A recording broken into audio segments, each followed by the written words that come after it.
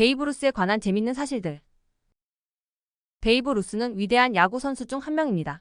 1920년대 초중반에 베이브 루스의 인기가 너무 높아서 신문에 베이브 루스 코너가 있다는 농담이 나올 정도였습니다.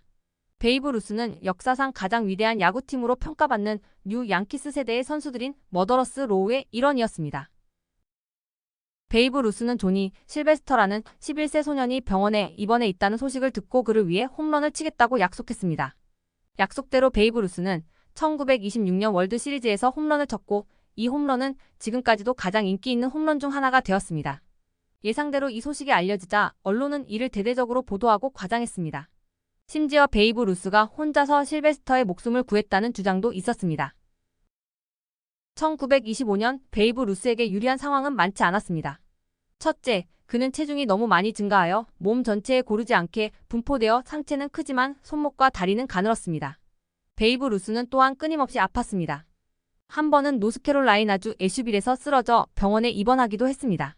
그가 사망했다는 소문이 돌았고 그 결과 그의 조기 사망 기사가 돌았습니다. 베이브 루스는 소다, 팝과 핫도그를 좋아해서 기회가 있을 때마다 먹었습니다. 그가 다발성 경련 진단을 받았을 때 스포츠 작가 맥기아는 이 선수의 병이 간식을 너무 많이 먹어서 생긴 것이라고 썼습니다. 베이브 루스가 선수로서 이룬 업적을 감안할 때 거의 모든 사람들은 베이브 루스가 은퇴 후 감독직을 맡을 것이라고 예상했습니다.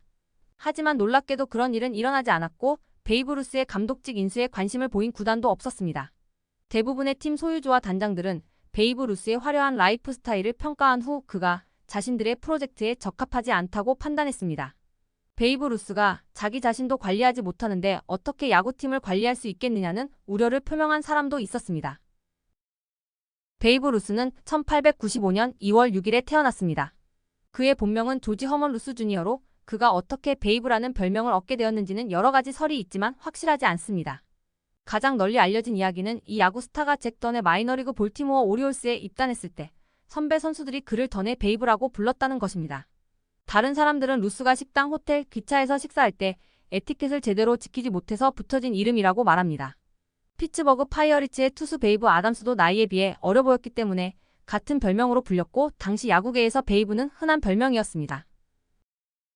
신인이었던 베이브 루스의 보스턴 레드삭스 팀 동료들은 대부분 그를 무례하고 거만하다고 생각했습니다. 그들은 베이브 루스가 조용하고 눈에 띄지 않기를 바랐지만 실제로는 그렇지 않았습니다. 베이브 루스는 정기적으로 경기에 출전하지 않는 투수임에도 불구하고 타격 연습을 해달라고 요구했습니다. 결국 베이브 루스의 팀 동료들은 그의 배트를 반으로 잘라버렸습니다. 베이비와 밤비노라는 별명이 결국 고착화되었지만 루스에게는 다른 많은 별명이 있었으며 그중 일부는 불쾌한 별명이었습니다. 예를 들어 세인트 메리 대학에 다닐 때 동료들은 루스를 니거립스라고 불렀습니다. 이는 레드삭스에서도 이어져 선배 선수들은 그를 큰 개코 원숭이라고 불렀습니다.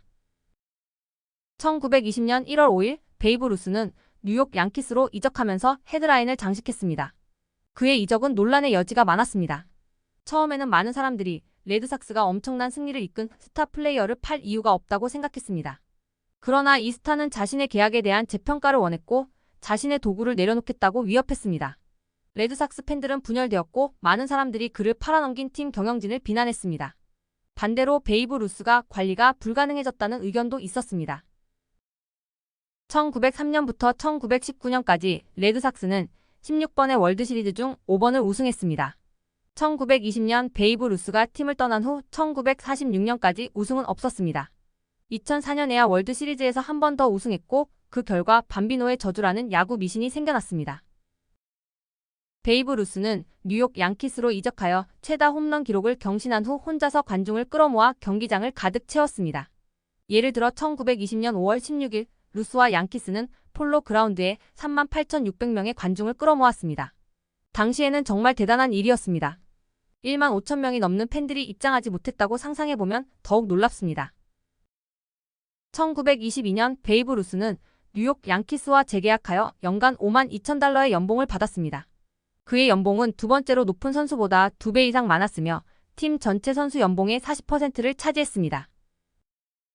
베이브 루스는 선수로서 대단한 활약을 펼쳤지만 인간적인 면에서는 좋은 점이 거의 없었습니다. 그는 종종 정직 처분을 받거나 논란에 휩싸였습니다. 1992년에는 조지 힐더브랜드 심판의 얼굴에 먼지를 던져 퇴장당하기도 했습니다. 또한 자신을 치즈 덩어리라고 부르는 팬과 맞서기 위해 관중석에 올라갔다가 주장직을 박탈당하기도 했습니다. 1946년 베이브 루스는 림프 상피종 진단을 받았습니다. 검사 결과 두개골 기저부와 목에 수술이 불가능한 악성 종양이 발견되었고 이는 시력과 삼킴에 영향을 미쳤습니다. 베이브 루스는 그의 명성을 감안할 때 약물과 방사선 치료를 모두 받은 최초의 사람 중 한 명이었습니다. 그는 안타깝게도 1948년 53세의 나이로 세상을 떠났습니다. 베이브 루스가 세운 수많은 야구 기록에도 불구하고 일부 유권자들은 그가 국립야구 명예의 전당에 헌액될 자격이 없다고 생각했습니다. 226명의 투표자 중 11명이 베이브 루스에게 반대표를 던졌고 가장 선호도가 높은 후보는 T.Y. 콥이었습니다. 결국 베이브 루스는 명예의 전당에 헌액되었지만 만장일치로 결정된 것은 아니었습니다. 키게스닷컴을 참고했습니다.